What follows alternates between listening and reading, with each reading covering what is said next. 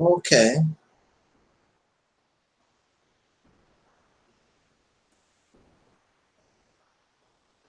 Looks like we're live. Live on Facebook. Okay.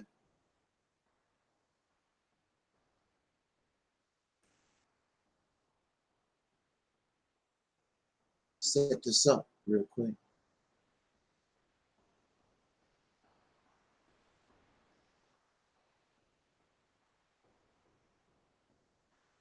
What's up there, Brother Michael? What is happening, man? I'm gonna tell you. It is really, hold on a second here.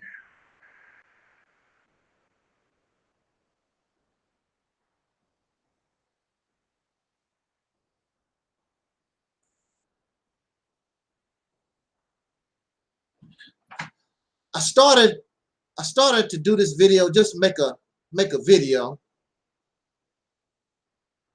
the regular way and upload it. Yeah, I said I'll go live. Maybe there's some folks out there, they might want to chat. They might want to add to the conversation. So I have some time. Why not go live? So shout out to everybody in YouTube land. Shout out to my Facebook. We are live. Facebook and also YouTube. It is hot. The Midwest is hot. Over 90 degrees today. And trying to stay cool. Before I get started, let me say, as always, in the name of our ancestors, peace forever and always, and welcome to another edition of what I call the Realist Temple on Earth Internet Ministry. I'm the mighty one, Angel Snubbed Up 7, and I tongue tied. I'm also your soul brother, number 1. Yeah, Michael, it's 100 degrees in Arkansas. It's 90 to 100 degrees in the Midwest. I think parts of the South. Hey, you know, speaking of the weather, I saw a video by our brother and friend, Malcolm. I cannot get that man's, hey, Ollie. I cannot get that man's name right. Malcolm Flex 10. Malcolm Flex TV. I think that's his name. You know, one of our Nation of Islam brothers. Him and Rizza Islam, they were live. And yeah, if you live in California, they could feel the earthquake. So Malcolm Flex TV and Rizza Islam, they were conversating, and that's when that tornado, the earthquake happened. This is the killer thing. The killer thing to me is that Malcolm is going to talk about that's their God, that's the Son of Man creating these earthquakes. He's experimenting with explosives. That's the earthquake he getting ready to throw down. Now, as you know, I'm familiar with Nation of Islam teachings. They've been teaching this over 80 years, okay? Earthquake ain't did a damn thing for us.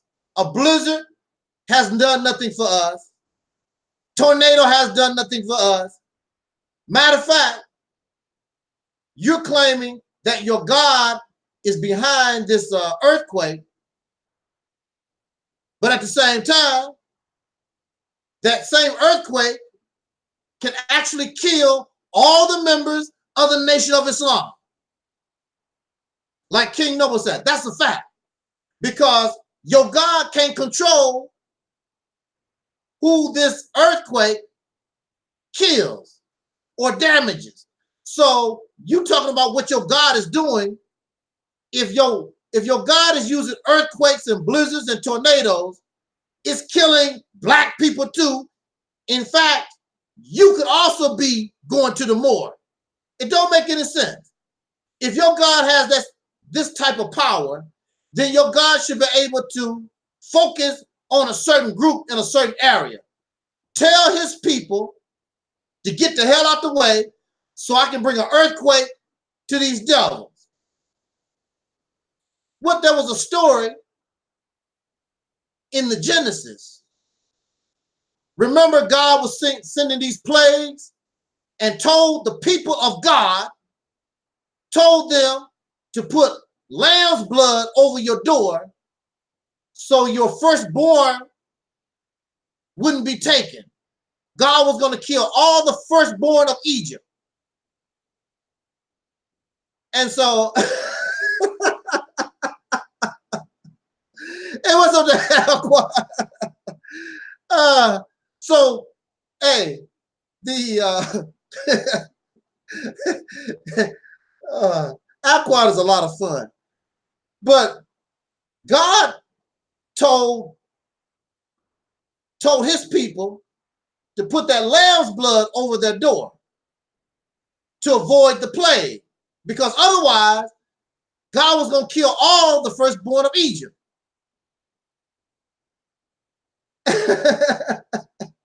Hey, what's up there, Universal More? Oh, man. So when the plague came, as you know, the plague did not kill the firstborn of those of whom God wanted to avoid killing. So is the Son of Man, is Master Farad Muhammad, is Elijah Muhammad, whoever y'all talking about, don't you think you need to put some lamb's blood over your door or do something? Because if it's an earthquake, you're going to die and get hurt just as the white folks are or anybody else. So I would not sit around here and be happy about an earthquake, because earthquakes is no joke. Tornadoes is no joke. Blizzards is no joke. All this stuff is no joke. I was in a tornado when I was a little boy. And as they say in religion, I was blessed to survive. A tornado is not a joke. Okay. So why do we get caught up in all this make-believe crap? But look at here. Look at here. We're gonna go ahead and get into this subject and get out of here.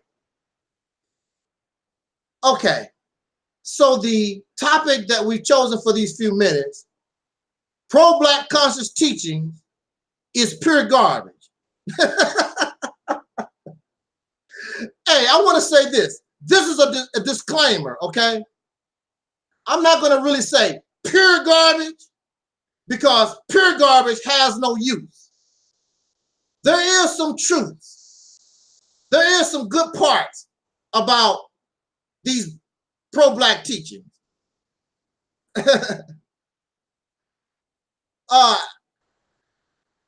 Actually, Universal More, if you want to, you can call my phone and I'll put you on speakerphone. You have my number, 419-270-6665. I'll put you on speakerphone. That's the best I can do.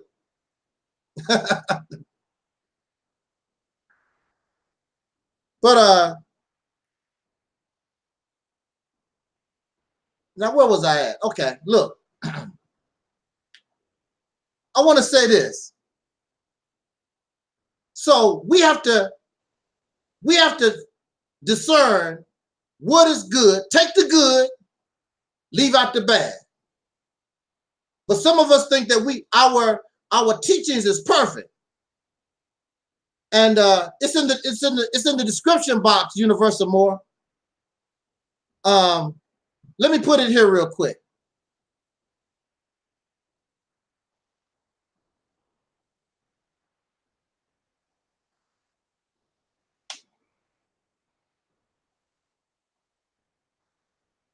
Let me put it here real quick.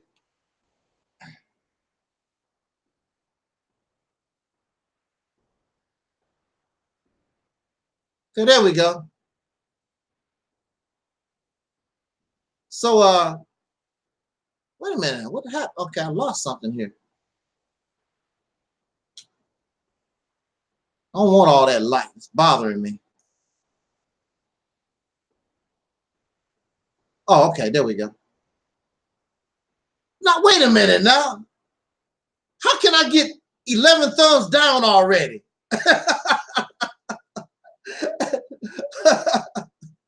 I don't even have that many people watching. Boy, folks on YouTube is killer. It really kills me. But look at here. So we need to separate the good part from the bad part.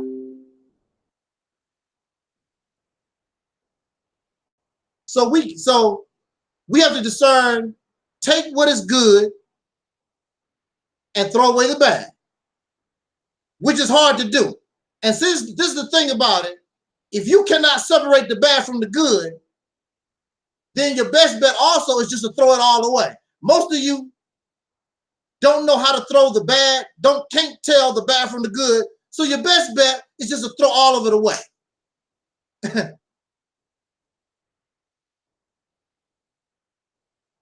So let me say what I want to say real quick and get out of here, okay? I'm just tripping. I'm tripping off all these dislikes.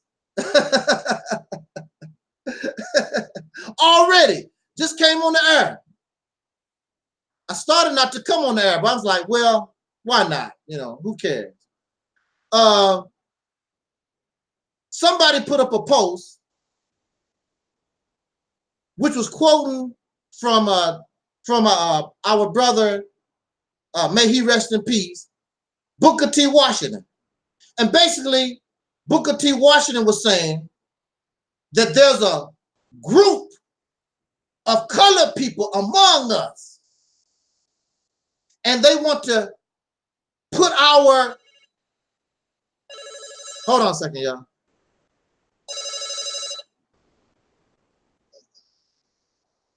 That's you, Universal Moore?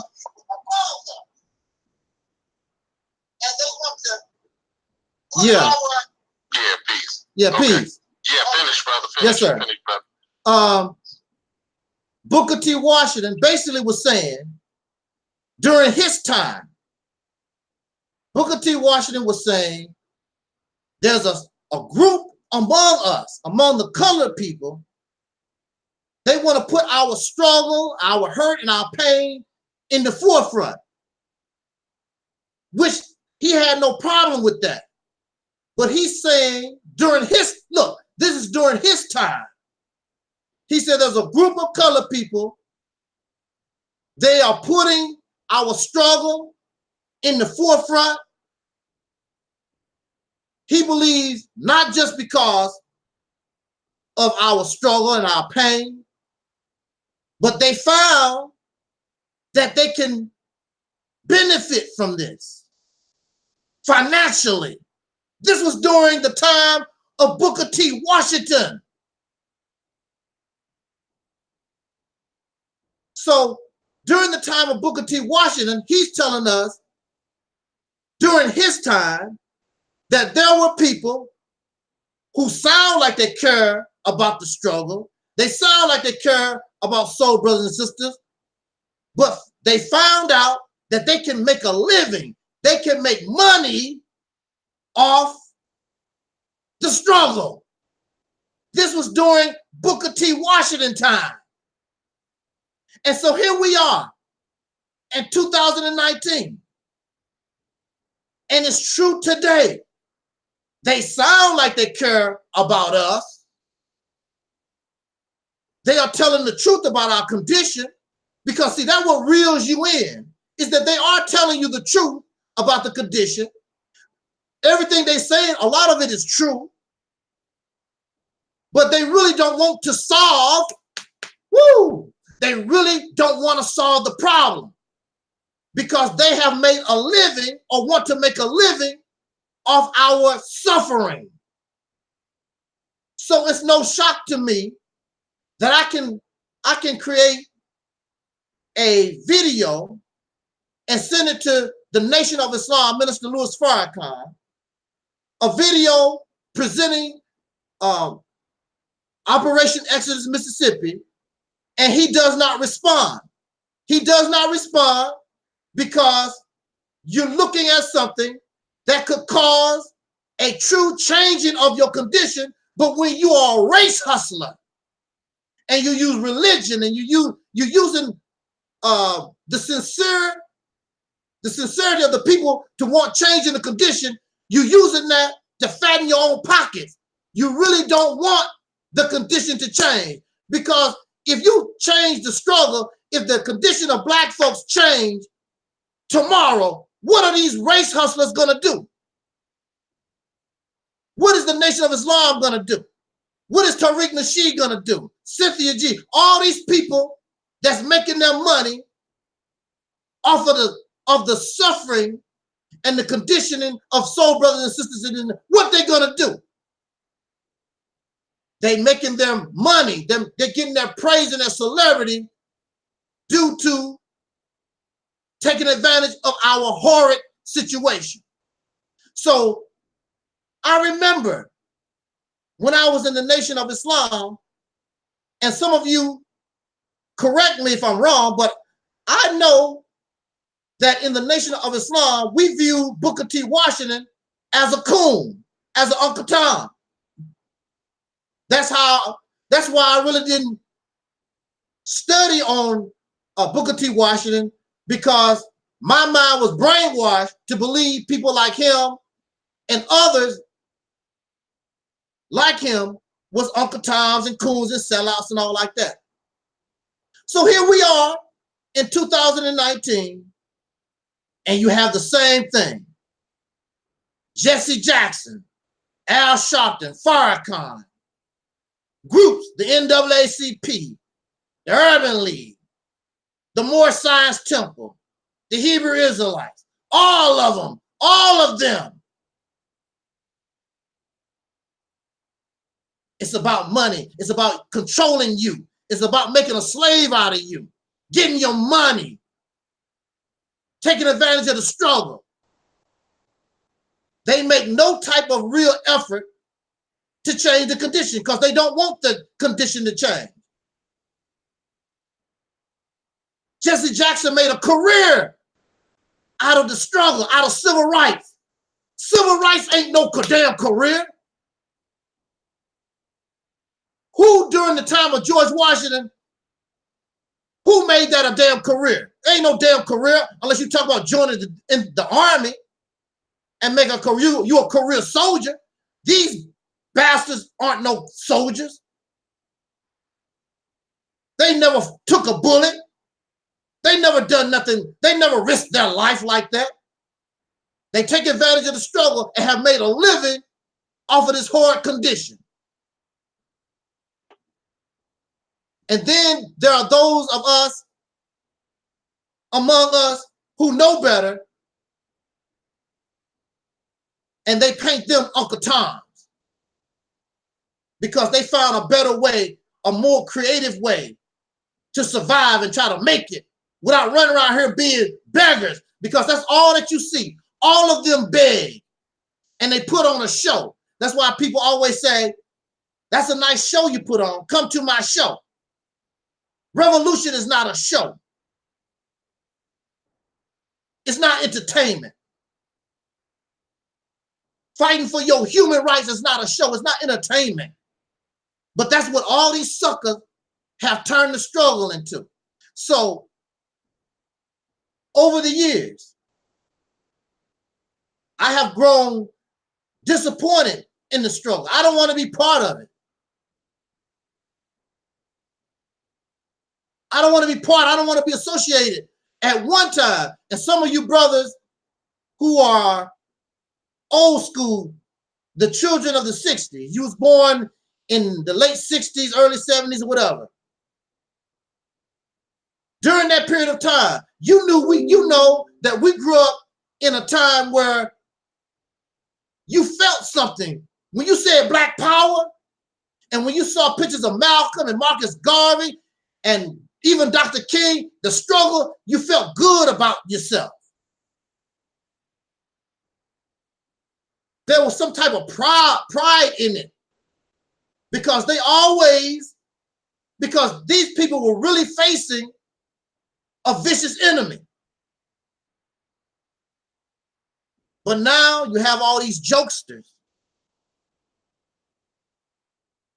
You have these who have turned the struggle into something to laugh about, and nobody takes you seriously.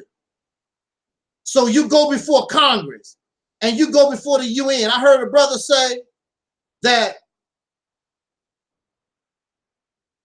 I don't know what group he was talking about, but there was a group that took the cause to the UN, to the United Nations.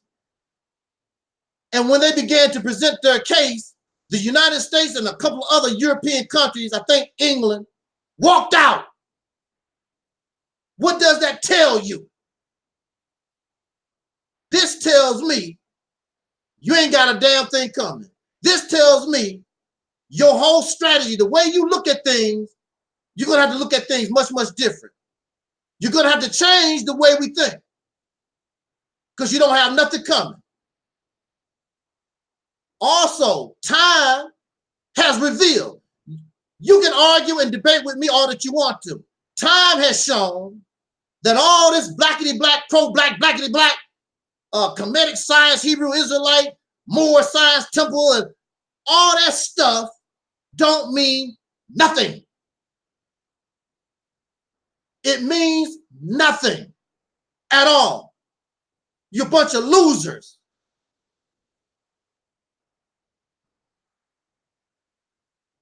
Let me tell you something. It's so sickening to me. See, these people are losers. Why do you and I want to continue to be part of something that clearly is a losing proposition? They want to pretend like they winners. You are not a winner.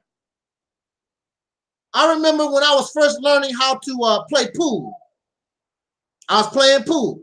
I couldn't play pool. And I lost. I kept losing. That's all I could do. Lose, lose, lose. I lost. I was able to win a couple of close games, but I was a loser. Now, I could be like these pro-black folks, pretend because I can talk good, I can talk a good game. And you know, I will tell you, there are some people, and I can do this myself. I can lose, but I talk so big, it sounds like I was the winner. I was the loser. And that's what these pro-black, blackity-black, Nation of Islam, they talk so big, it sounds like they winning. Hey, what's up there, dope coat? Hey, Umar. Hey, Elijah. Suckers. What's up there, Don? Yeah, I can do that too. You know, I've played, like, my favorite game is basketball. And I can talk so much smack about the basketball game, even though I lost. But if you didn't know no better, you swear I won. And that's how it is among this black conscious garbage, is that they sound like winners, but when you really look at it, they losers. They've never won. They're not winning anything. Brother. Yes, sir. You're absolutely right. And I'm with you 100%. The fact that you use sports, I just want to give a different perspective. I don't know nothing about basketball. I know absolutely nothing about basketball. You know, like I played basketball in elementary school, and but I can just, I got a good 3-pointer. But you tell me about all of the rules and everything, and I don't really know. Like I arrogantly made a point not to know about it, because when I would sit around and see brothers talk about the game or watch the game, I would see them generating so much passionate energy towards this team that gives them absolutely nothing. So I mean, I'm not coming at you, but I'm just saying that this perspective that you have is the same to me, but you know, because I'm different, I'm a little weird. I just don't dig sports like that. And to me, the sports, you got to draw the line. Now, don't get me wrong, I do like athleticism. I'm just not as interested in watching the game as I am, you know, playing the game. Now you might dog me on the court, but I'm sure I'll make, you know, I'll make at least 8 to 10 in a game of 21. Right? I ain't gonna make it easy for you, you know. But that's the extent for me. And I think that when people actually take it to the extreme level or the zealot level, or to me, we could say religious zealots, where they take practical knowledge and practical understanding and then apply impractical thoughts. You know, they're still stuck in the Disney World universe, and they think that, you know, looking at a tornado and saying is going to make, you know, the tornado go away. But see, if you understand how tornadoes work and you understand more things as we progress on this planet, you know, you have to apply that knowledge. So you know which way to run when you see a tornado. But people want to stand, and then when the tornado passes them by, but kills the family and the children next door, oh, God is a mysterious God and he does what he wills. Then why do you pray? He gonna do what the hell he want to do anyway. And he want to see, well, you want to prove to God something? What you gonna prove to somebody that supposedly knows everything? What the hell you gonna prove to them? So you're wasting your time in this imagery. You're wasting your time. It's like going out and buying the jersey. I can never buy a jersey. To me, that's just outside of it. But to buy the jersey, buy the hat, paint your face, go to the stadium, get the box seats, and you know, that to me, that's like, yo, you know, like I'd rather you tell me about it, you know, than you know, actually participating in the watching of it. You know, the big games I might ask questions, but other than that, man, to me, it's like a waste of time to me, because and those things that people have in their brains, they got all the player stats and when they came and when they left and what college they went to and all this. I sit and I'm always the silent one when these conversations go about, and then sometimes I just walk away, man, because I can't, you know, I don't want to participate in that type of air. You know, it's a play on words. It's like Socrates seeing who's the best poet or who can say the most profound thing.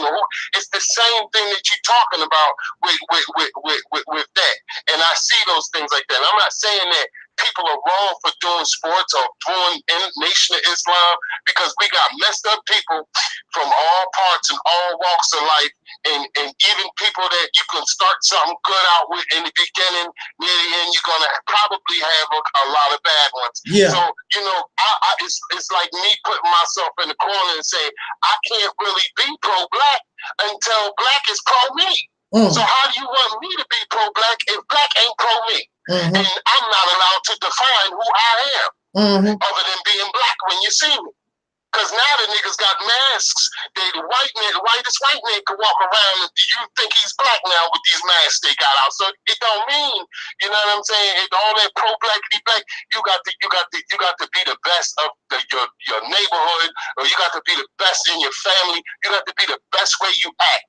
Because when you join somebody else's agenda that's supposedly going to help your cause, they're not helping your cause. Because if they were, you wouldn't have to fucking join. I'm sorry for cussing. But you wouldn't have to join. You know what I mean? So, you know how people do, brother. But you know, you always send me spinning and stuff. When you talk about stuff, I make like 5 and 6 videos because of you. So you know, but you keeping it real, man. People get caught up in that flocking behavior. They want to be a part of the club. You know, they want to do this, they want to do that, and they want to look this way and portray themselves this way, and they're all begging. And that's why I appreciate you. because you got 12 people watching you now. Yeah. And that means absolutely nothing to you. Absolutely nothing to you. No. You know what I'm saying? And I appreciate that because, like I said, they do it for the views. We do it to express our views. Yeah. And I'm going to keep saying that, bro, Yes, because sir. that's what it's about. If you don't have to have a big marketing degree or a big marketing budget, all you got to do is go outside your door and say the right thing. That's it. Mm-hmm. All you got to do is live your life the right way and know yourself. That's it. Other people need to catch on to that. That's the religion itself. You know what I'm saying? Yes, sir. That's it. You know what I mean? All these cliques and cliches, then there's no true Nation of Islam, people. You can go randomly and pick out of the stands and grab two individuals and take one and make him live in the other one's house and tell him, now use the Quran to express what's going wrong in this house, and they'll be able to do it. And that one house that they did, you take that person and you take them to the other person's house and you tell them to use the Quran to express what's going wrong in their house, and they both can do it. Yeah. So the thought of a shared dogma, the ideology of a shared dogma is a fallacy. And you're supposed to have a personal relationship. I mean, it's just to me, it's once you step outside of trying to believe, then you start dealing with what you know. And that's why I messes with you, man. That's why I got the crack jokes in the room every once in a while, because that's just to bring it light, but it's a serious subject, man. Yes, it is. Everybody ready to join these cliques and learn these cliches, and start saying these statements and dressing and stuff. Ain't nobody got time for that, man. Nobody has time for that. It's about salvation all the time. Yeah. Because there's no part of your body that's not trying to save you from dirt, bacteria, poisons, your bad diet, your smoking habits, your crack habits, your heroin habits, whatever habits you got. It's just how healthy is your habit for you? Is it going to make you happy and invigorate you enough to sustain your life so that you'll be able to survive? Because that's what it's all about. So joining these cliques and learning these cliches, you're supporting somebody else's cause straight off the bat. And the more you're about somebody else's cause, the more potentiality that you'll be their bitch in the future. So, I'm going to stop right there because, brother, you done started me up. Now I'm going to shut up. That's all right. That's all right. I'm glad to have you here with me, Universal More. See, this is the thing. See, I'm a winner. I don't know about these other people out here. I'm not a pretend winner. I want to win for real. Some people don't mind pretending, feeling good about being a winner. Like I was saying about playing pool. Yeah, I felt good because, I almost won or whatever, playing pool or whatever the game is. But there's nothing like being a winner, a real winner. And when you become a real winner, you gain that respect. And when you become a real winner, people want to join when you're a real winner. They want to be part of that. The reason why you don't see us progressing, and we have not progressed as a people or a group of people since the civil rights era, is because you have people who are not winners. They don't really know what they're doing. They don't know how to play the game. They don't know. They have no idea. But they look like winners, but they're not winners at all, period, whatsoever. Because if this was the case, there are 40 to 70 million of us in this country. They would be able to inspire. I mean, Farrakhan, yeah, I mean, it's wonderful. He can, thousands of people can come and listen to him speak. But there are 40 to 70 million in this country. When you look at the people that come to listen to Farrakhan, that's nothing compared to the actual population of this country. The actual population of this country are not inspired. They don't give a damn about what the black conscious, pro-black, all this blackity black stuff is. They don't give a damn. Because we have a history of being losers. Everything we try, Dr. King was a loser. I love him. He was a loser. Didn't win. Elijah Muhammad, love him. He was a loser. Didn't win. Harriet Tubman freed some slaves, yeah, but she's a loser. I know some of y'all might not like that. Oh man, hey, what you mean? They was losers. We still here living with the racists. That's the reality of it. They did not win. They lost. But when you look at what they done, you learn the reason why they was not able to win, and they made our paths easier so that we can become the winners. They want us to win. They couldn't do it, but we can. But we caught up in this mess, like the brother just described. We caught up in this mess here. These losers, they're not going nowhere. These are cliques that clearly are not going nowhere. You can argue and debate with me all that you want to, but time has proven that I'm right. The reason why I'm speaking to you the way I do right now, I've been on YouTube since 2007. I have a video and you see me. I'm reaching out to certain brothers and sisters in the YouTube community. And that's not everybody. There's some people I talked on the phone and things of this nature. They're not interested. They're not interested in Black unity. It's easy to unite. Very easy. Like Micah said, just do it. They're not interested. They're not interested. Booker T. Washington told us what the deal is. There's a group among us using our struggle to make money, to make a job for themselves. And that's what we're seeing today, right now. So when I say that pro-Black conscious teachers is garbage,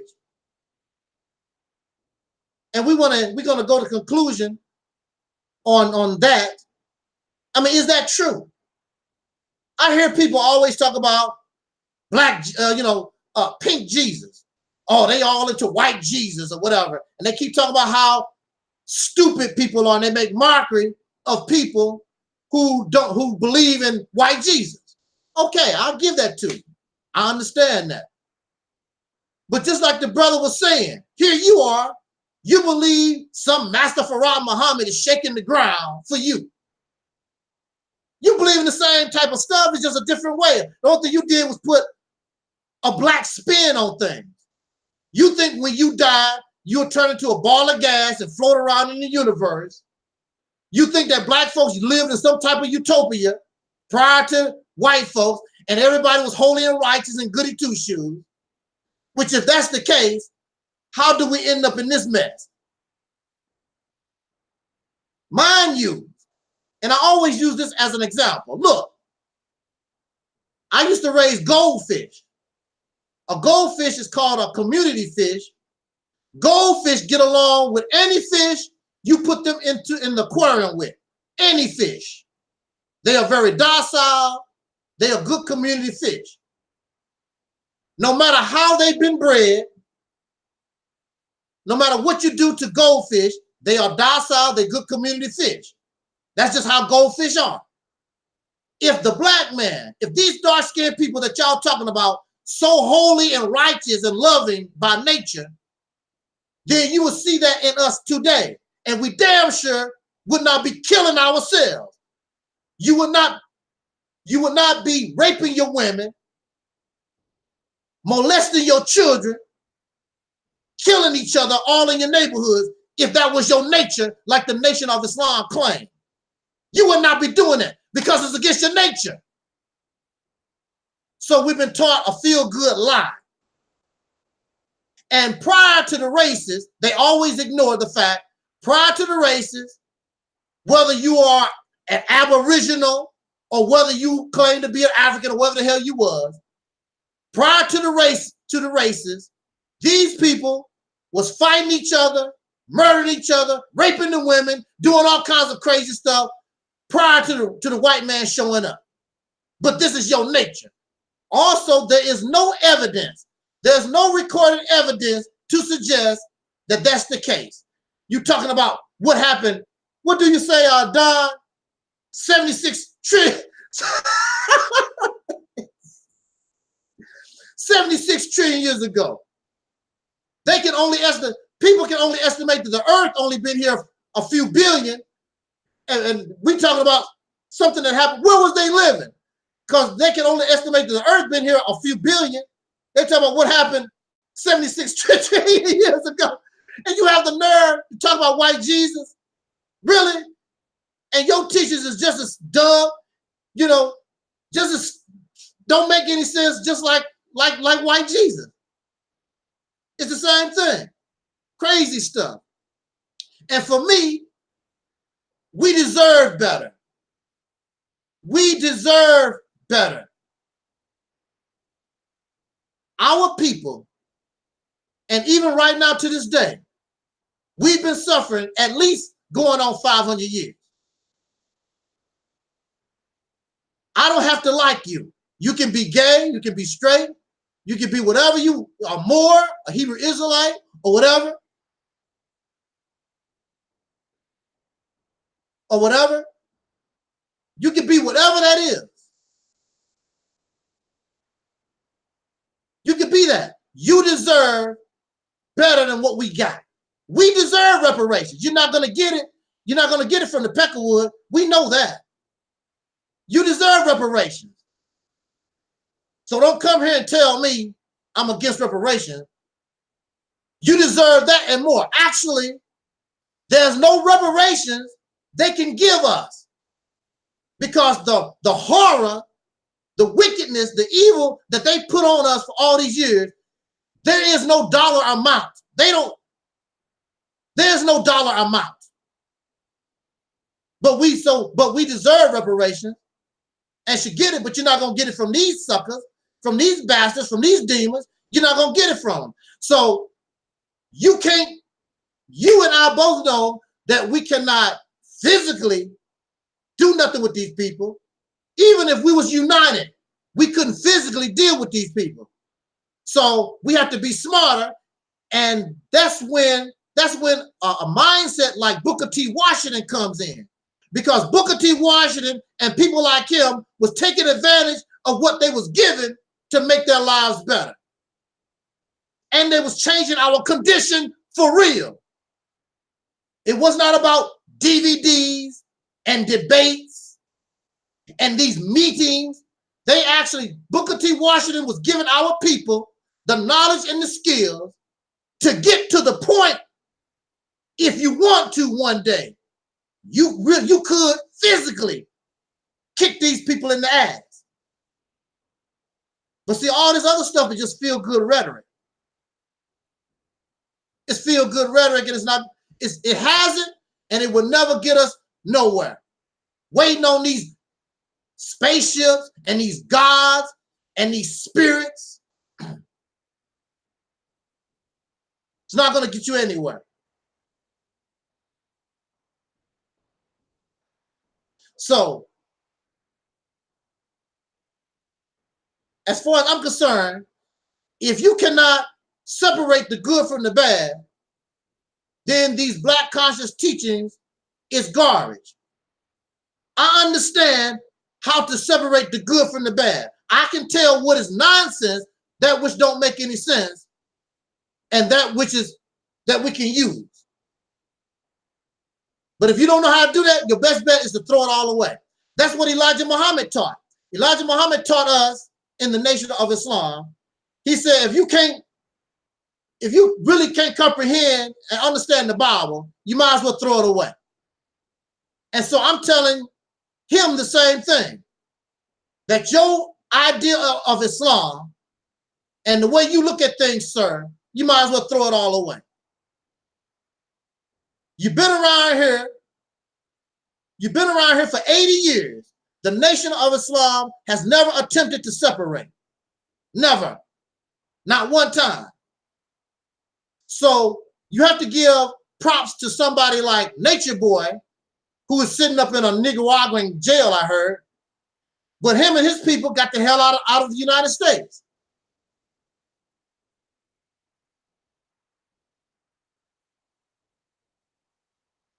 And then you have the Hebrew Israelites. They actually left the United States.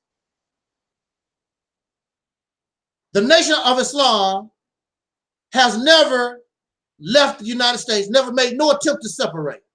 Never.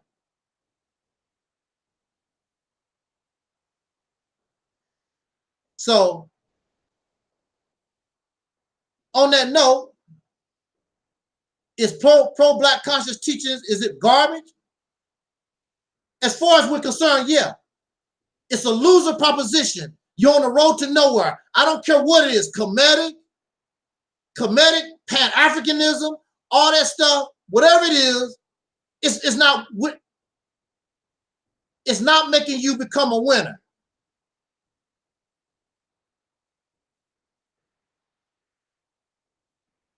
It's not making you become a winner. So what's the sense of messing with all this? You need a new strategy. All this stuff that we into, been there, done that. It don't work. It just don't work. If you see something don't work, why don't you try something different? Why you keep holding on to things that's not working, y'all? That's all I'm saying. It's not working. Education is not working. Having a job is not working. Voting is not working. All these things in the matter, marching, protesting, debates, DVDs, all this stuff that y'all got, it's not working in the manner. This is not to say it can't work, but in the manner that you're using it, it cannot work.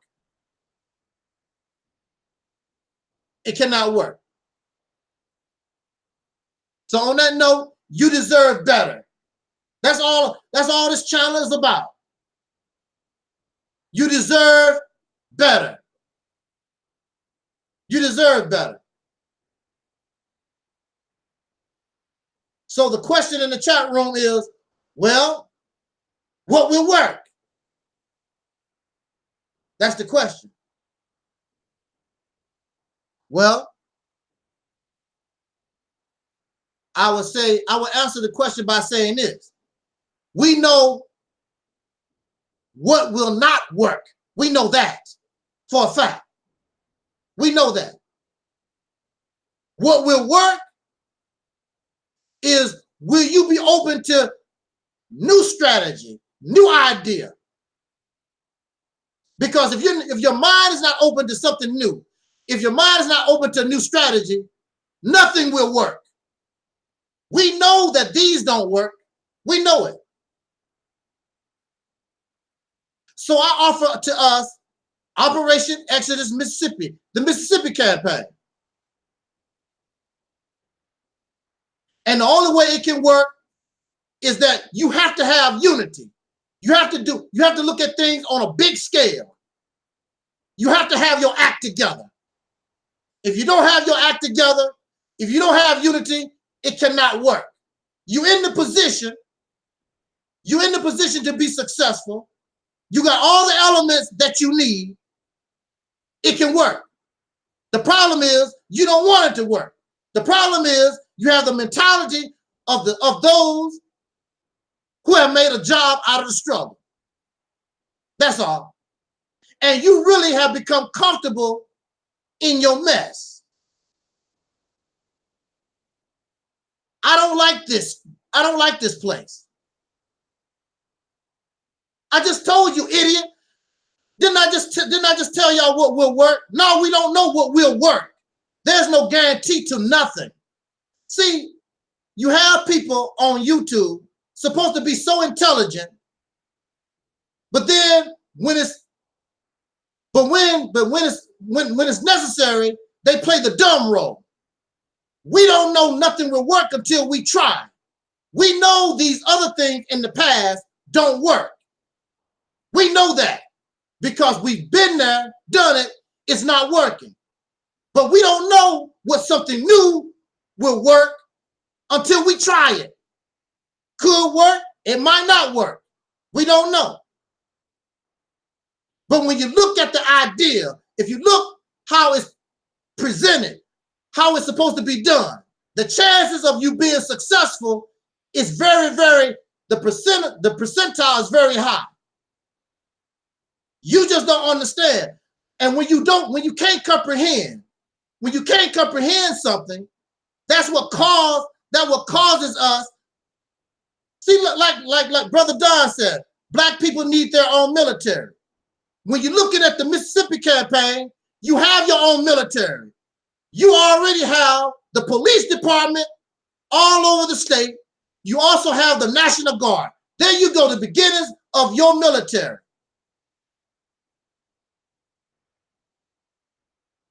There you go, the beginnings of your military. It's about being slick. It's about being slick with what you do. But see, you can't, oh, wow. There's another thing. See, I was locked up. I was locked up in the crazy house here. I was locked up. You don't go around tell your enemy what you plan on doing and how you're going to do it, because that gives them a chance to counter anything that you do. You cannot expect me to come here and tell you exactly how things need to be rolling. That's telling your enemy. So you lose the element of surprise.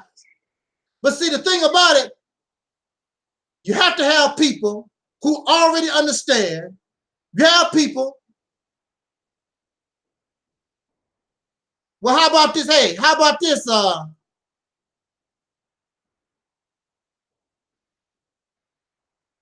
about that, Don? How you like that? I don't have time for it. How about that, Alquan? How about that? Now, there you go. How about that?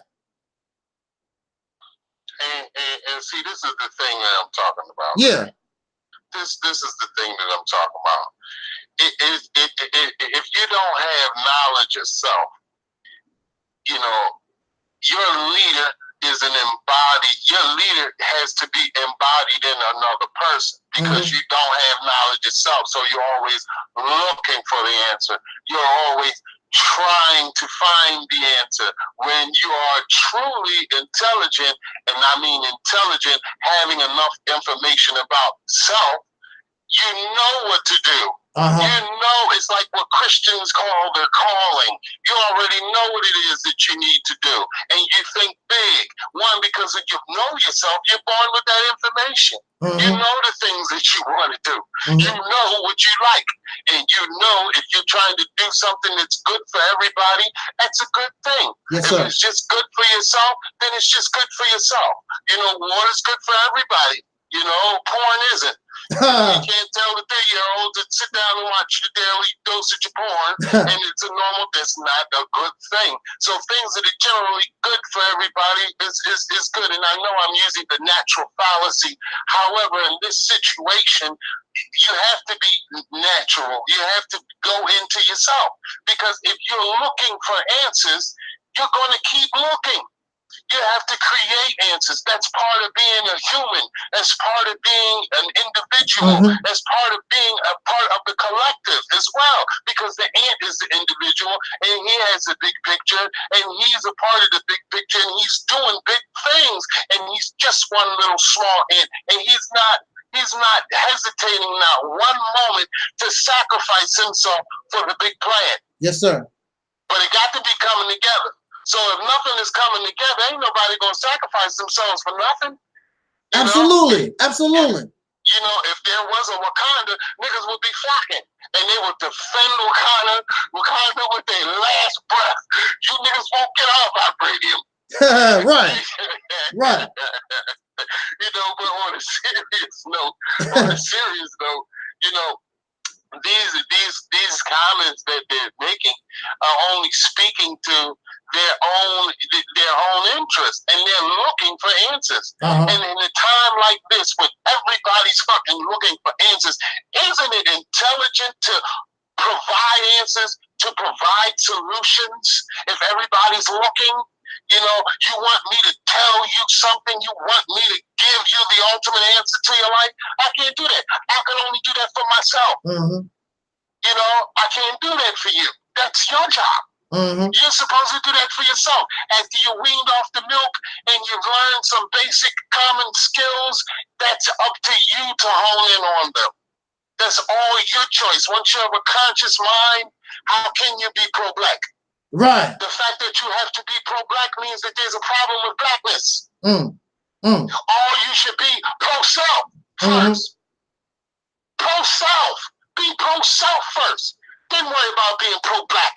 Then worry about being pro-Moorish or pro-Nation Islam or pro-Farrakhan. Right. You ain't even pro-self. Right. And if you was pro-self, you wouldn't be affiliated with a lot of shit out here because it's not you. That's not you. You would take the good from it and keep it moving. Absolutely. You would probably would listen to some of the good stuff that you think Farrakhan says that, you know, you can twist to your own goodness if you think that your goodness is better from you.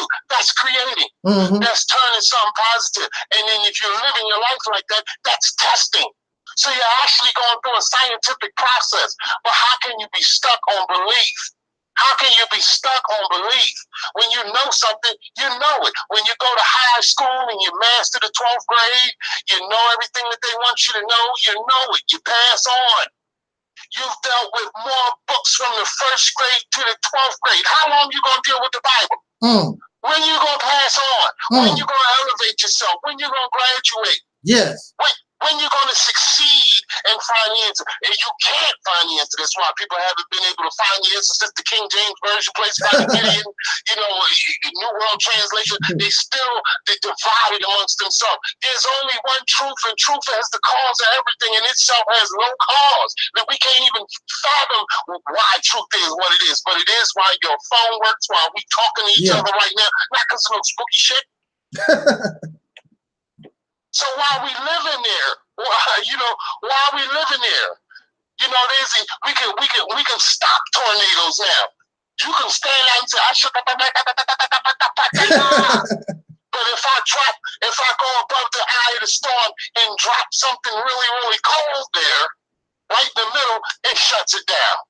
Shuts it down completely. So now, when I got power over God, or my shut is stronger than yours. You know what I'm saying? Mine's is working, yours is not. Because I was creative enough to come up with a formulation and understand what's going on in the world around me. And just because I don't know what's going on in the world around me, I'm not going to throw God in that gap. Just because I don't know what's going to happen to me in the future, I'm not going to throw God in there to let him guide me when I am back. If God is everywhere and he knows all and controls everything, then what I need to pray for? You're a fool if you're praying 5 times a day. You ain't praying enough. Is it not a time where the omnipotent, omnipowerful, omnipresent God is watching you all the time and hearing everything that you say and even knowing your thoughts and know what you're going to do next and know everything that you did? Like, come on, man. Niggas is playing the game with themselves and they need to get off the good shit. Jesus. And that's why they hold us down so much. And that's why what we're talking about is so dangerous. And that's why I hope you never get views. Because that's not what this is about. Right. And that's why the revolution will never be televised, because it can't happen on television. Yeah. So I'm gonna stop, man. You can't set me off, man. I got to take blood pressure.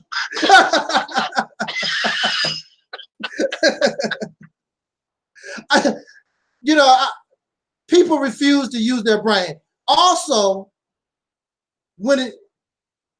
just using medicine for an example. When you're sick, some of the best medicine that I've ever taken, I don't know about you, brother, some of the best medicine that really done the job real quick was medicine that was really horrible.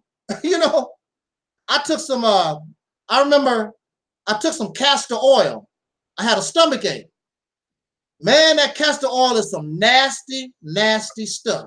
Woo! Oh, God. You know what castor oil is? It's creamy and it's it's just that. But don't you know, it didn't take no time. That castor oil stopped that stomach ache almost immediately. But that was some horrible stuff. That's the way you have to look at the answer to our solution. They looking for something that's going to feel good to them. No, that's not how it works.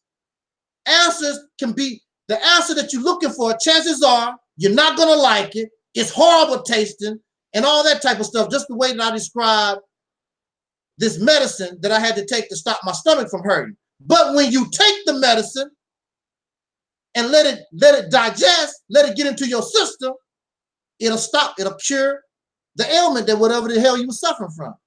Even though it was nasty. Some castor oil, no, some raggedy stuff. They have this fictional idea that you're supposed to love your leader. You know, you're supposed to be in love with this leader. You're supposed to, that's not what leadership is about. Because kings and queens, anybody, even when you talk about on the job, they have to make decisions that the employees or the people don't like. That's just how it goes. I mean, if you like them, that's cool. But when you're in leadership position and you know what's going on, because see, a lot of times the people really don't even know what's going on. They on the outside looking in, they really don't see the whole big picture. So leaders have to do things that a lot of people may not like. Just like in our households, in our families. As a child, you see your family, your father, see, you don't know that y'all having financial problems. So daddy and mommy decide, look, we're gonna have to cut back. And you don't understand that. You think things supposed to keep going the way you used to. You don't understand that your family's going through financial problems. So we're not using our brain at all. And I'm getting, I don't have time for intelligent people coming here. I don't know what answer that they're looking for. They're looking for an answer. I'm supposed to come up with some kind of answer that they like. That's not how it works.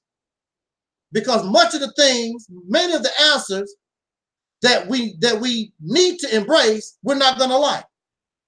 There's a lot of women right now that might be watching my video.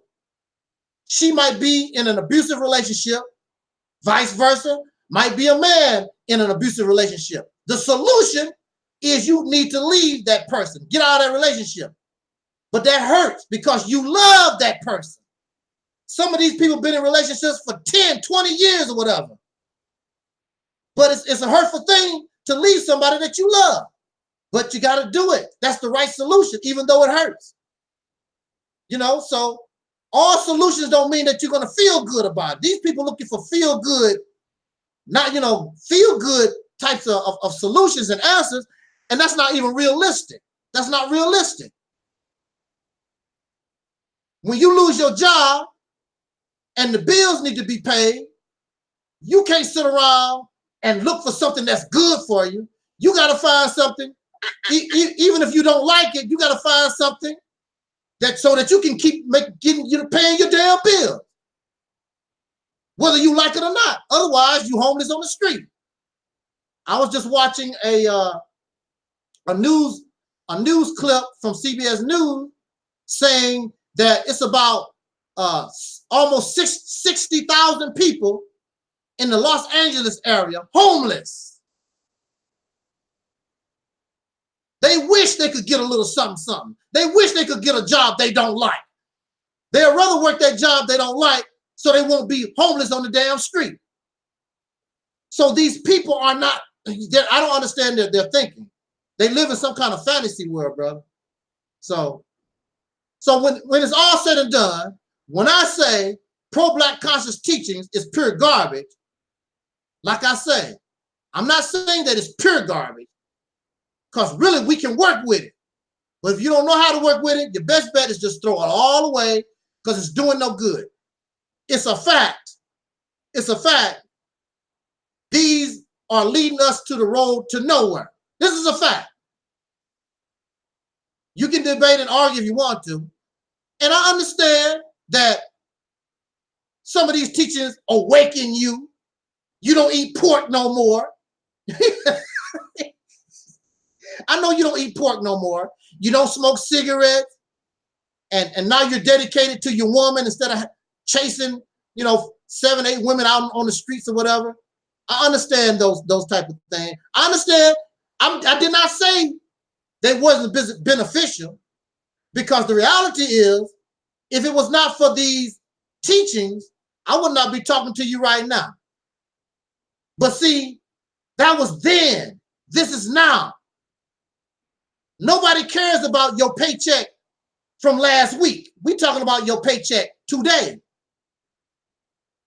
We're not talking about what you did. Oh man, when I was in high school, I used to play basketball. I used to make 40, 50 points a game.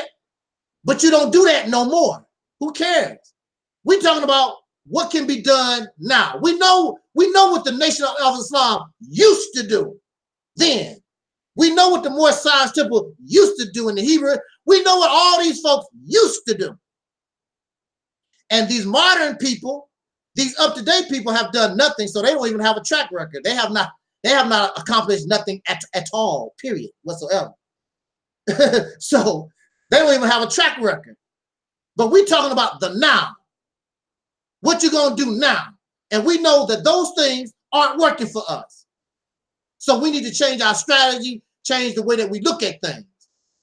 And we need to get away from these people, just like Booker T. Washington said, there's a group of people who are just making a career out of our struggle. So we know we don't need that. And there's nothing wrong with that. So everything Dope Coke is doing is right on the money. Everything that Afro Singali is doing, and Lyndon Honor, and all those who are pointing out all these scammers, they are doing the right thing. You should do that. You should be a voice and not allow these scammers and all these schemers and all these damn manipulators.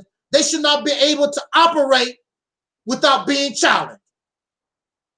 So I would challenge the Nation of Islam. I would challenge the Moorish Science Temple. I would challenge the Kemetic folks. I would challenge all of them. I would challenge from the big to the little, because y'all don't have nothing going on. We deserve better. Our people deserve to get out of this mess once and for all. I'm not talking about keep waiting another damn 300 years, another 30 damn years. We have the knowledge. We have the resources. We can get out of this mess right now. All these bastards is in the way. They are in the way. You know it. They even know it. But as long as they're making their little money, they're going to keep doing what they're doing.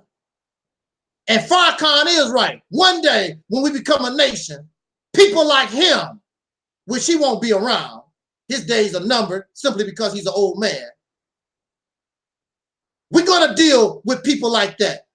That's a traitor, real traitors. I'm not talking about that garbage, that silly, childish stuff they did with Malcolm X. I'm talking about real traitors.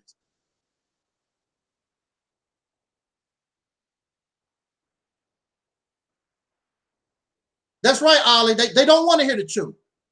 Well, either you're going to hear the truth or you're going to suffer the consequence of rejection. And when we talk about the truth, we're talking about reality. You need to come out of this fantasy world that we live in. This is real. This is real. And we as a people deserve better. We deserve better.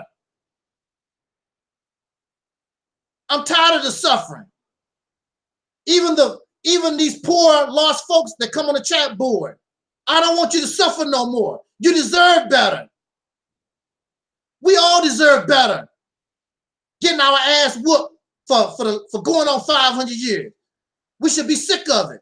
The buck stops here. Like Popeye said, I've stood all I can stand. I can't stand no more. You know what don't work. Let it go. I know if it makes you feel good. Well, you can still hold on to it. Just try to do something different. You can still be a Muslim. You can still be Kemetic. You can still be all those. You can still love white Jesus. But as far as the struggle is concerned, we as a people, to get out of this condition, we're gonna have to try something. We're gonna have to try different avenues. It's sad. Yeah. Yes, sir. It's sad. It's sad how, actually what you're doing, man, is you're not really tearing anybody down. Yes, sir. You're tearing down the inactivity. You're tearing down the stupidity which exists in every organization. So if the person was clearly understood what you were talking about and clearly knew where you were coming from, there would be no hate. There would be no trolling. There would be no, oh, we got to defend the minister. Who are you? Like, if your God is all powerful, shut up and enjoy the ride. He gonna reign over everything already. So if you're trying to do something, why are you trying to do something here? Why don't you do something big? Why don't you go somewhere and do something so big? And since you've been getting and dealing in all that information all this time for so long, why you don't got no paper mills? Why you lose your clothes thing? Why you lose your food? Why you sell everything? Why you getting smaller and diminished? And now you're associating with people that I'm sure Khalid Muhammad wouldn't have agreed with his associations to this day. No. And then furthermore, like I'm just like, come on, man. Like, I don't see y'all doing what the Mormons is doing. Right. Y'all not doing that. You know what I mean? And they doing their thing legally. Yeah. You know what I'm saying? So if you telling me that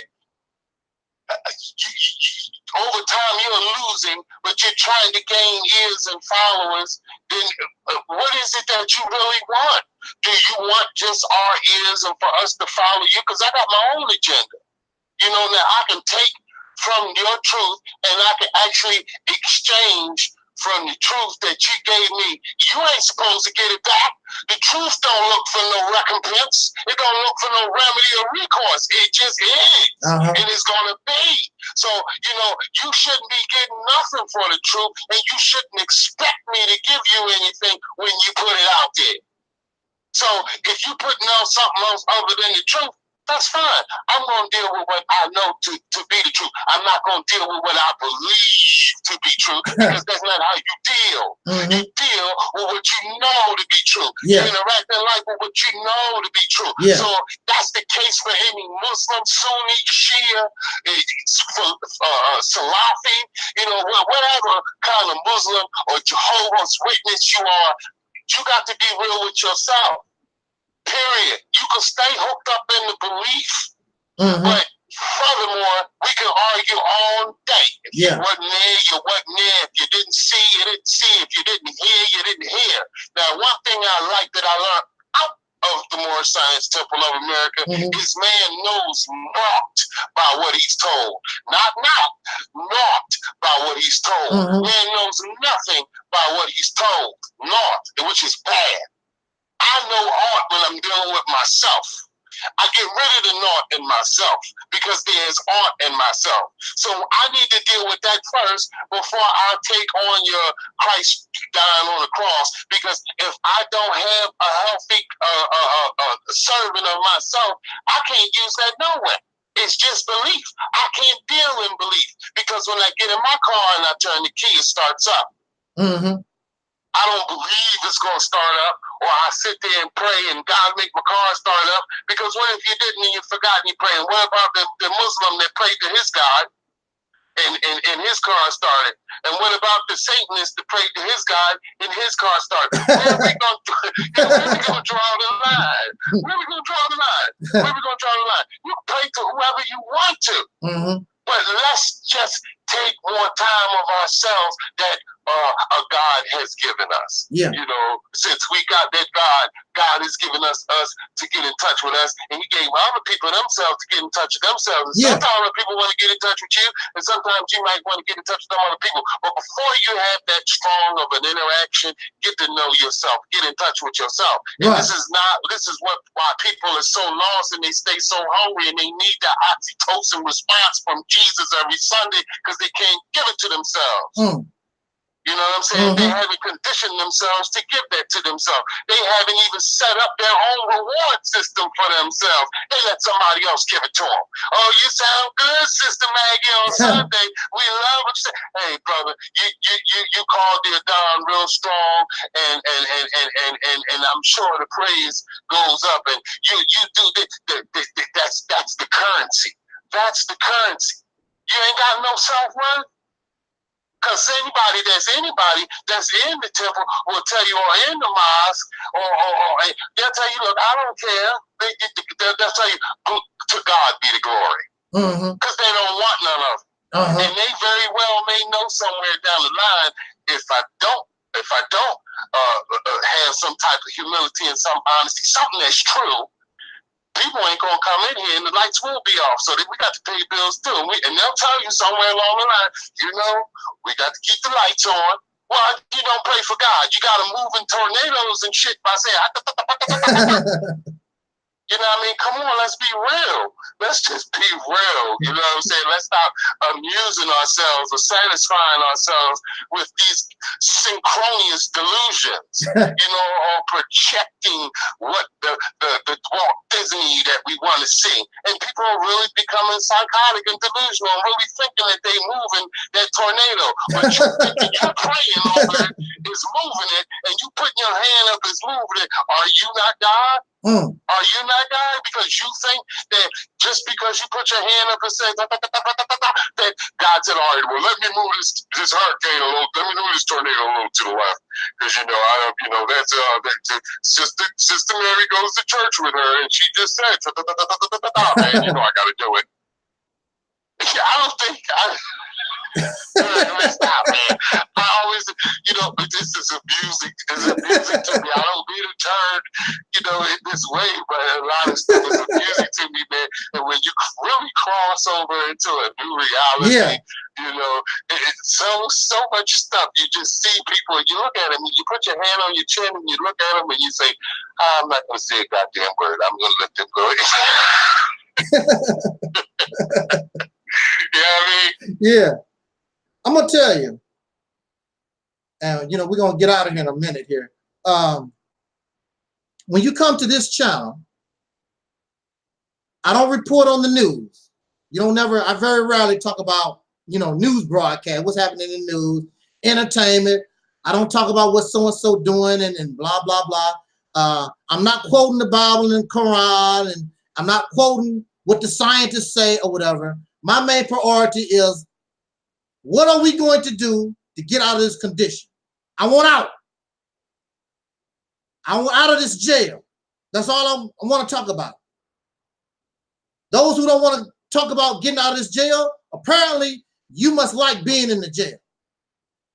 And you need to get out of this jail by any means necessary. I don't have to like you. See, this is another thing. You think you have to like each other. We don't have to like each other. But you need the other person that's locked up with you in order to get out this damn jail. We don't have to like each other. There's another example. There was a movie. What was the name of that movie? Anyway, it was a black man, soul brother, and it was this Caucasian guy. Forgot the name of that movie. Anyway, in order for them to escape prison, they had to work together because they were shackled together. The Defiant Ones, I think that's the name of the movie. It's an older movie, 1950 movie. I think it was called The Defiant Ones. The black man did not like the white dude, and the white man didn't like the black dude. They didn't like each other. But they knew in order to get out of prison, escape prison, they knew they had to join forces. And they went through their ups and downs and blah, blah, blah, blah. And then don't you know what happened in the end of the story? At the end of the story, when they finally was able to get those chains off each other and all the stuff that they went through together, struggling in order to get free, they looked at each other like, damn, man, you ain't bad as I thought you were. And see, that's how it is. See, what's got us divided is you don't like that I reject your belief system, and you don't like what I have to say. We don't like each other's differences. That's our problem. We don't like each other's differences. But if you can get over that hump, you're on your way to freedom. When you can get over that hump. And when you get over that hump, and during your fight for your real freedom, you'll begin to see, damn, don't coke it. That guy, he's not as bad as I thought he was. L'Oreal is not bad as I thought he was. I really couldn't stand that Universal Moore cat. I really hated his ass. But but now you work together and you've accomplished this big thing. You own land that you can call your own. Your women love you as men. Your children looking up to their fathers like, look look at what my daddy done. The whole situation changed almost overnight. Almost overnight. You don't have to like me, but we need each other. No matter how I talk about the Nation of Islam, I need them. I need the more science teachers. No matter how bad I talk about the pro-black conscious teachers is garbage, I need that garbage, okay? We need each other. Because believe me, the forces that's against us, as you know, they are together. And don't think they love each other, because they don't. You see them arguing all the time, going back and forth on these news programs and stuff. They don't like each other either. But when it comes to us, they know how to get together and stand strong.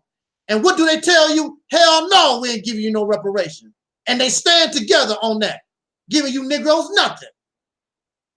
So now the ball is in our court. What we gonna do? What are we gonna do? Keep being slave Negroes, falling for the hype?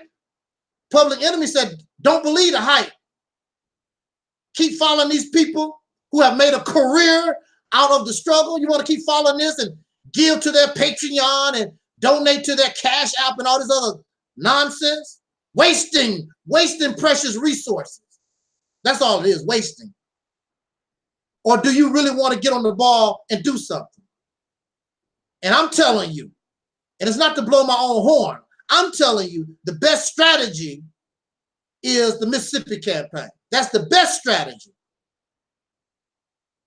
You accomplish that, and many doors will open that you wouldn't even believe. You were like, man, we could have done this 100 years ago. They tried. See, this is another thing. They did. They was doing it. Our people was actually doing the Mississippi campaign 100 years ago. It was them Peckerwoods that terrorized them and ran them out of the South. That's what stopped them. They was doing it already.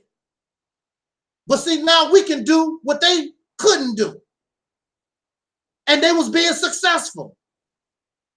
Oh, man. Woo. Boy, boy, boy. I don't know what else to say. And I have nothing else to say. Because I'm hot in here. And I turned off all my fans and stuff. Got some air. But I had to turn on my fans because they making too much noise to make this video. But anyway, I'm going to go ahead and let my brother, Universal Moore, have the last say, and we're going to be out of here. You want to say something, brother?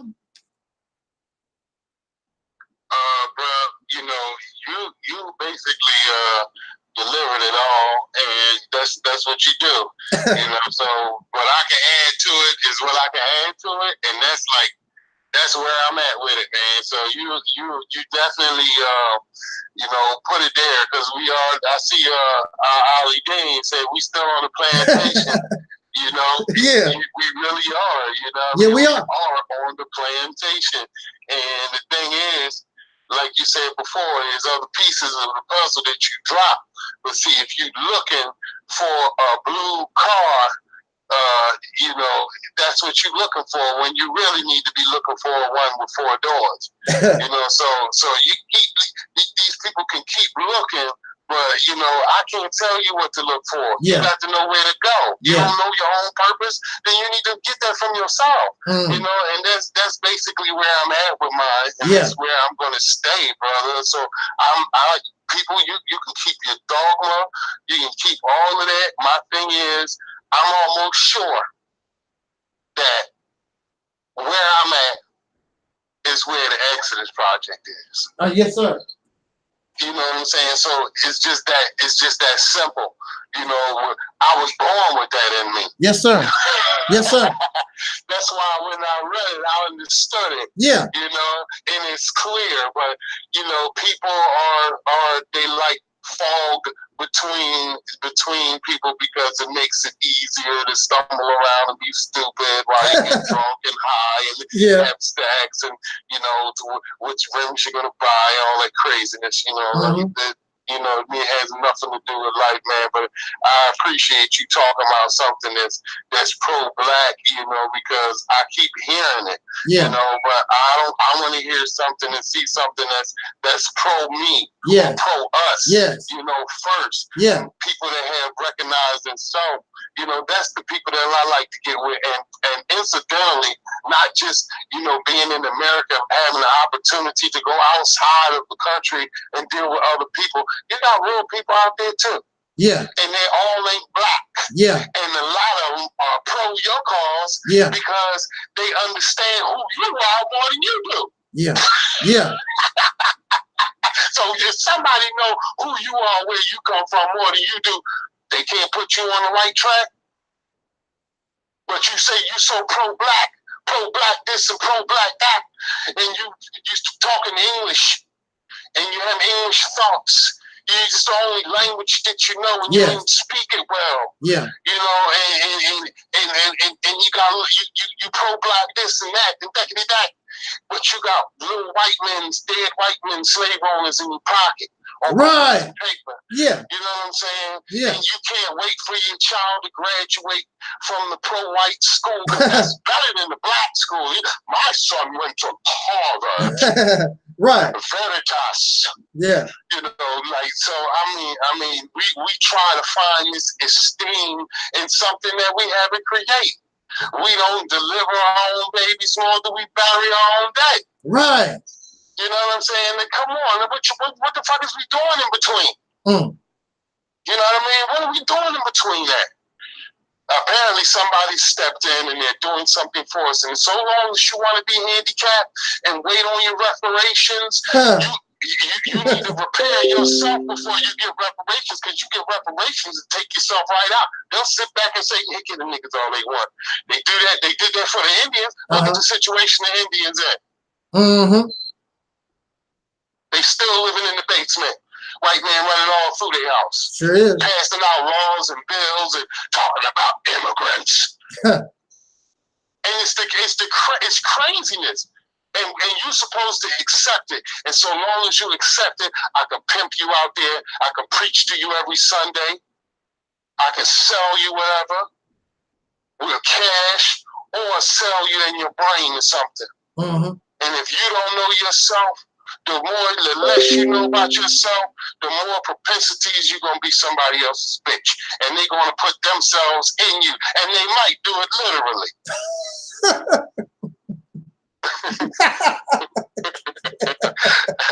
I don't know if that was a good note to end on, brother. But Hey, but I'm telling you, see, that's why I love us here that comes to this ministry here, because, see, we're self-thinkers. It's not about agreeing with everything that I say.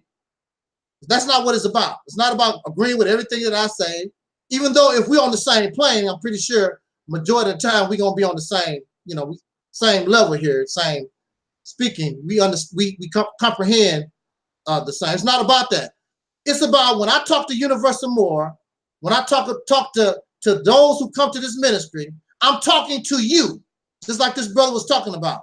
This is about you as an individual. I'm not talking to the Holy Quran. I'm not talking to the Bible. I'm not talking about your research and your information and what Marcus Garvey did in 1930. I'm talking to you. I want to talk to you. What do you know? What do you think? How do you feel? Just like the brother just said all throughout the program here. It's not about pro-black conscience. What about how do you relate to me? Talk to me. It's about you. We're individuals. We're not some card that they make off the assembly line. I want to know about you. Those of you who are religious, you have a brain. That's one of the best things, one of the greatest things that we have, gift to any life form on this planet, is our brains. And instead of using your brain, you're going to give your brain, you're going to give yourself to somebody else who don't function no better than you do. And you're limited to what they are able to do. So when you look at the Moore Science Temple, then they are limited in how far the Prophet Noble Drew Ali went. Nation of Islam, they're only limited to what Elijah Muhammad was. They can't go no further. They can't go no further than that. If you love Dr. King, you can only go as far as Dr. King went. You don't know what Dr. King, you don't know what his mind would have been if he was not assassinated, because people change all the time. He was assassinated at 39. We don't know what Dr. King would have been at 65. You don't know. But you're stuck at 39 because, unfortunately, our brother was murdered. He can't go no further than that. Same thing with Malcolm X. You don't know how Malcolm was talking Pan-Africanism, Black nationalism when he was 39 years old. You don't know. I'm telling you now this is my belief because I don't know. My belief is that Malcolm would have been right here on the Reality's Temple with me at his age, because Malcolm was a self-thinker. He was not hooked up he was always searching for information.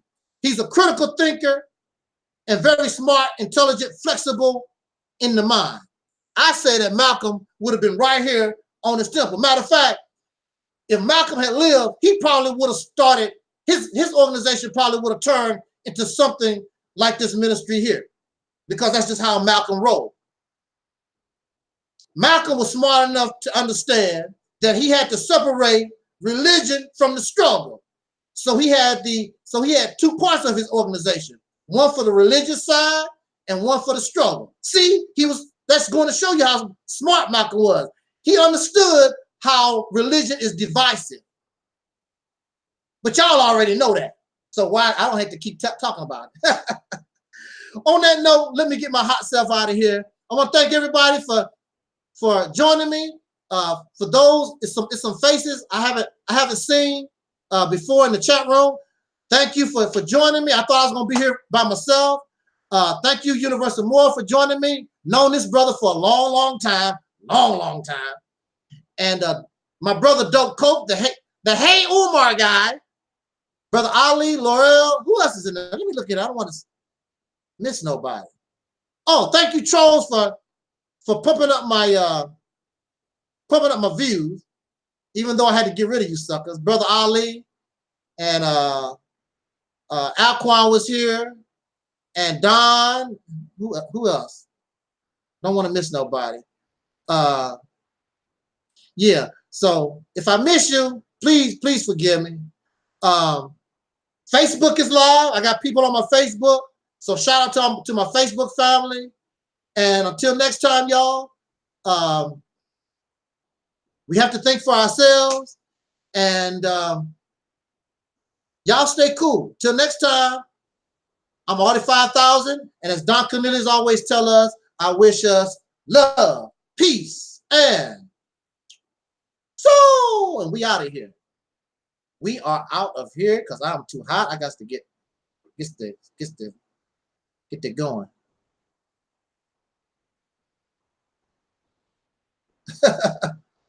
All right, let me see. Peace, brother. Yeah, let me